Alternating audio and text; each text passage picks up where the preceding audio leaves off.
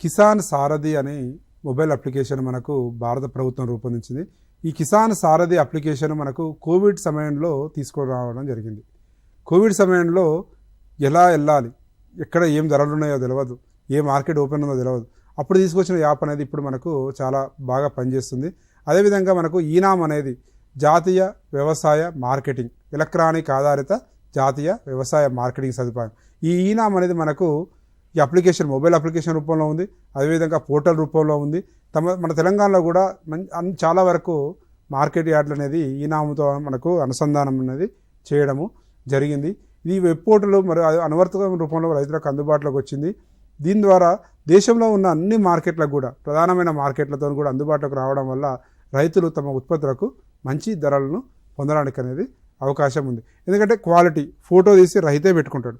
అదేవిధంగా ఆ క్వాలిటీలో ఎంత తేమ ఉంది, అదేవిధంగా ఎంత డ్రై అయింది, టర్మరిక్ కుర్కుమిన్ పర్సెంటేజ్ ఎంత ఉన్నది, అదేవిధంగా ఏ ప్రోడక్ట్ ఉంది, అది ఏ దశలో ఉంది, అన్నీ కూడా మనకు ముందు మనము అథెంటిక్గా వ్యవసాయ మార్కెట్లో ఉన్న వాళ్ళు పెట్టడం వల్ల పత్తి ఉంది, పత్తిలో తేమ శాతం ఎంత ఉంది, పత్తిలో ఎంత మనకు లెంత్ వచ్చేసింది, అది దానికి సంబంధించిన పారామీటర్స్ ఏవైతే ఉంటాయో వరికైనా సంబంధించి కానీ వరి నూక శాతం ఎంత వస్తుంది, ఆ వెరైటీ నూక శాతం తక్కువ ఉన్నది అనుకోండి, ఆ వెరైటీని ఏంటంటే మనకు వేరే ప్రాంతంలో ఉన్న రైతు కూడా అదేవిధంగా అక్కడ ఉన్న మనకు వేరే ఎంటర్ప్రినర్స్ వాళ్ళు కూడా మనకు ఆ ప్రోడక్ట్ను కొనడానికి అవకాశం అనేది ఉంది.